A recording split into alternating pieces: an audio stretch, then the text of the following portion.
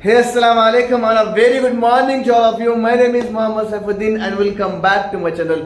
दोस्तों, आज की इस वीडियो में हम बात करने वाले हैं एक ऐसे कोर्स के बारे में, एक ऐसे स्ट्रीम के बारे में जो कि वो कोर्स करने के बाद इंडिया में ही आप लाखों रुपए कमा सकते हैं, अर्निंग कर सकते हैं। तो बिना टाइम वेस्ट करे मैं आपको वो तमाम के तमाम सोर्सेज बताता हूं कि कैसे आप अवॉइड करें, कैसा कोर्स ले, कौन सा वो कोर्स है और इसकी सैलरी पैकेज क्या रहेंगी। स्पेशली इंडिया में अगर आप वो सिर्फ और सिर्फ अपने दम पर अगर आप करेंगे, जॉब करेंगे तो भी अच्छी सैलरी कमाएंगे।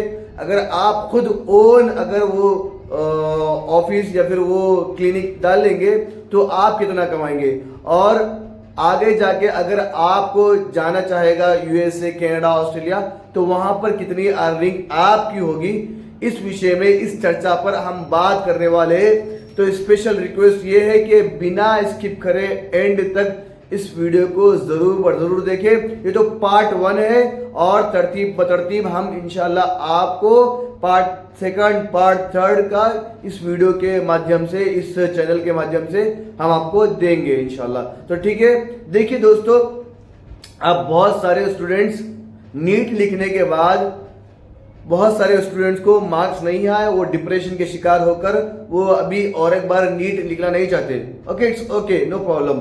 अब आप नीट करने के बाद, नीट लिखने के बाद आपका जो डिजायर स्कोर है वो नहीं आया है तो आप कुछ नहीं कर सकते। जब आपने मान लिया, ठान लिया कि भाई मेरे बस की बात नहीं है नीट और मेरे बस का नहीं है एमबीबीएस, तो टेंशन की कोई बात नहीं है। बहुत सारे ऐसे कोर्सेस है जो कि आप करके, वो जो कोर्सेस है वो करके अच्छी सी सैलरी, इनकम और अच्छा फ्यूचर बना सकते हैं। ठीक है, तो दोस्तों नीट को बाजू रखिए, एमबीबीएस की सीट को बाजू रखिए और इस कोर्स को आप बड़ी ध्यान से, बड़ी समझदारी से सुनिए।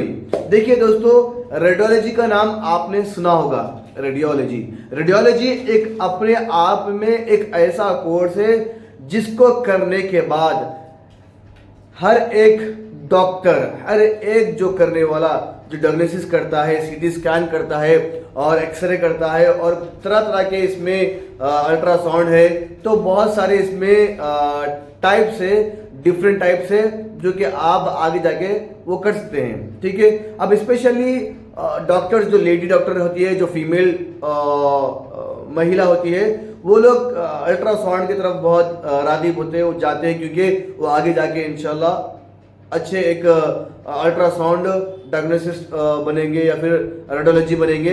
वो अपने आप में सोचते हैं, अपने आप में फिक्र करते हैं। तो ये अच्छी बात है, अगर कोई लेडी डॉक्टर है या फिर लेडी रेडियोलॉजी बनना चाहती है तो ये बहुत अच्छी बात है। ठीक है, अब देखिए, रेडियोलॉजी का जो कोर्स है वो बहुत अच्छा कोर्स है जो कि 12वीं कक्षा के बाद अगर आप लेना चाहें तो सबसे पहले क्या है, एमसेट में अगर आपको अच्छा रैंक आएगा तो बहुत बेटर है कि आपको रेडियोलॉजी में फ्री सीट मिल जाएगी। अब सीट की बात करते हैं तो देखिए, इंडिया भर में आप कहां से भी आप एमसेट में, स्पेशली अगर आप तेलंगाना में, आंध्रा में रहते हैं, जब आप एग्जाम देखेंगे आपका अच्छा स्कोर आएगा, अच्छा रैंक आएगा, तब जाके आपको एक अच्छे कॉलेज में, गवर्नमेंट कॉलेज हो या फिर प्राइवेट कॉलेज हो, अच्छे कॉलेज में जो आप चाह रहे हो वो कॉलेज में आपको एडमिशन मिल जाएगा। ठीक है, एडमिशन मिलना ये बहुत बड़ी बात नहीं है। एडमिशन मिलने के बाद जो आप मेहनत करेंगे, जो आप अपनी तरफ से तड़प रखेंगे रेडियोलॉजी बनने की, ये बहुत महत्वपूर्ण और इंपॉर्टेंट बात है।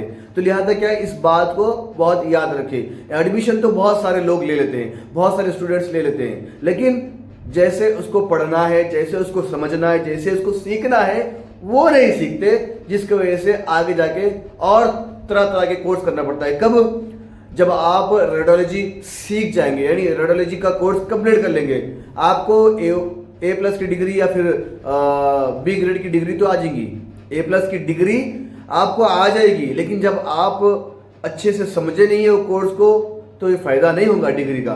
तभी फिर आपको क्या करना पड़ेगा, फिर तरह तरह के कोर्सेज करना पड़ेगा कि मैं रेडियोलॉजी के बाद ये कोर्स करूँ, वो कोर्स करूँ। तो ये अगर झंझटा आपको नहीं चाहिए तो लिहाजा क्या है, रेडियोलॉजी को फर्स्ट ईयर, सेकंड ईयर में, थर्ड ईयर और फोर्थ ईयर में अच्छे से समझिए, क्योंकि देखिए ये आपको जो 4 साल है बहुत इंपॉर्टेंट है। फर्स्ट ईयर ही आपका बहुत इंपॉर्टेंट है। अगर आप फर्स्ट ईयर अच्छे से पढ़ेंगे रेडियोलॉजी की तो बहुत अच्छा इंपॉर्टेंट होगा आपका, ठीक है। ये तो कोर्सेज जो रहेंगे या फिर कोर्सेज कितने प्रकार करेंगे, कितने सब्जेक्ट्स रहेंगे, वो हम आगे वाली वीडियोस में पार्ट 2 में बताएंगे। लेकिन मैं आपको रेडियोलॉजी का जो मेन सस्पेंस है, मेन मोटो है, वो बताऊंगा। देखिए जब आप रेडियोलॉजी का कोर्स कर लेंगे, ठीक है, आपको इंडिया में ही अगर आप कहीं पर जॉब करना चाहेंगे तो इजीली आपको मैं बता रहा हूं, रेडियोलॉजी करने के बाद इजीली 1 लाख इजीली कमाएंगे पर मंथ, और आपका इजीली पर एनम आपका पैकेज रहेगा 12 to 15 lakhs। ओके, ये आपके एक्सपीरियंस जैसा बढ़ते रहेगा, 2 years, 3 years, 5 years, 10 years, आपकी सैलरी भी वैसे ही बढ़ती जाएंगी। तो इजी वे में अगर आप जॉब भी करते हैं तो स्टार्टिंग सैलरी जब आपका एक्सपीरियंस होगा 1 लाख रुपीज आराम से हो जाएगी। अगर आप फ्रेशर है तो आपकी सैलरी मिनिमम से मिनिमम 50K तो कहीं पर भी नहीं गई। आपको जैसे ही एक्सपीरियंस मिल जाएगा, एक्सपीरियंस आ जाएगा 1 to 2 years का, तो आपकी सैलरी का पैकेज 1 मंथ में 1 लाख रुपीस हो जाएगा और पर एनम में 12 to 15 लाख रुपीस हो जाएगा। तो दोस्तों मैं उम्मीद करता हूं कि आप मेरी वीडियो को अच्छे से समझ रहे होंगे, मेरी बात को अच्छे से समझ रहे होंगे। तो दोस्तों इस अगर कोर्स को करना चाहते हैं, आप रेडियोलॉजी को करना चाहते हैं, रेडियोलॉजी करने की चाहत और इच्छा रखते हैं, तो दोस्तों टाइम वेस्ट मत करिए। ये मत सोचिए कि मैं और दूसरे कोर्स करूंगा, क्योंकि देखिए आप दिमाग में अगर आ गया कि आपको रेडियोलॉजी करना है तो सिर्फ और रेडियोलॉजी ही करिए, ठीक है, क्योंकि रेडियोलॉजी करने वाले बहुत कम है, अभी स्कोप बहुत ज्यादा है। आगे जाके कंपटीशन तो बहुत होगा ही होगा, इसमें कोई दो राय नहीं है, इसमें कोई शक की शुबा नहीं है, क्योंकि जैसा जैसा कोर्स की डिमांड बढ़ती चली जाएगी वैसा वैसा उसका स्कोप भी क्लोजिंग पे होते जाएगा। तो लिहाजा क्या है, रेडियोलॉजी अभी बूम कर रहा है, अभी आगे जाके भी बूम करेगा, लेकिन कंपटीशन पे निर्भर करता है, जितना कंपटीशन होगा उतना क्लोजिंग पे आएगा। अब बात करते हैं सर जी इसका स्कोप क्या वेस्टर्न कंट्रीज में या फिर गल्फ कंट्रीज में है।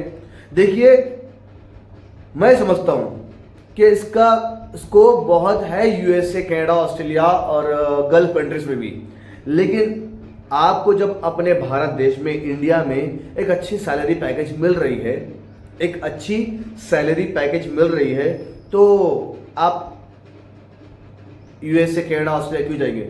हाँ, अगर आपको कुछ एक्सपीरियंस चाहिए वहां से, यूएसए, कनाडा, ऑस्ट्रेलिया से, तो you can go for that, ठीक है, आप जा सकते हैं, आप कर सकते हैं कोर्स, मास्टर कर सकते हैं आप वहां पर रेडियोलॉजी का, या फिर आप कुछ भी कोर्स कर सकते हैं, या फिर आप वहां पर यहाँ से रेडियोलॉजी करके वहां पर जाकर सीख कर, कोर्सेज कर यहाँ पर आकर और यहाँ पर सेटल हो सकते हैं, ठीक है। तो दोस्तों देखिए स्कोप तो वेस्टर्न कंट्रीज में बहुत है, सैलरी भी बहुत है, लेकिन आपको इंडिया, भारत देश में ही सैलरी बहुत मिल जाएगी, ठीक है। ये तो रही बात बाहर देश के बारे में, गल्फ कंट्रीज और स्पेशली वेस्टर्न कंट्रीज के बारे में। अब बात करते अगर क्या अपन खुद यहाँ पर इसका रेडियोलॉजी का मशीन वगैरह लाकर यहाँ पर रख कर डॉक्टर को रखकर हम क्या कर सकते हैं? क्या बिल्कुल कर सकते हैं। यहाँ पर आप खुद रेडियोलॉजी है, आपके पास सर्टिफिकेट है, तो you have a full rights to open, okay, कर सकते हैं आप। तो लिहाजा क्या है, अगर आप चाह रहे कि रेडियोलॉजी करना, आप चाह रहे कि रेडियोलॉजिस्ट बनना, तो देखिए देर मत करिए, एनरोल करिए और कॉलेजेस ढूंढिए, ठीक है। कॉलेजेस के बारे में अगर आप मैं बात करूं तो हैदराबाद में बहुत कॉलेजेस है, लखनऊ में है, दिल्ली में है, बेंगलुरु में है, पुणे में है, मुंबई में है और चेन्नई में है, बेंगलुरु में बहुत सारे कॉलेजेस है रेडियोलॉजिस्ट के।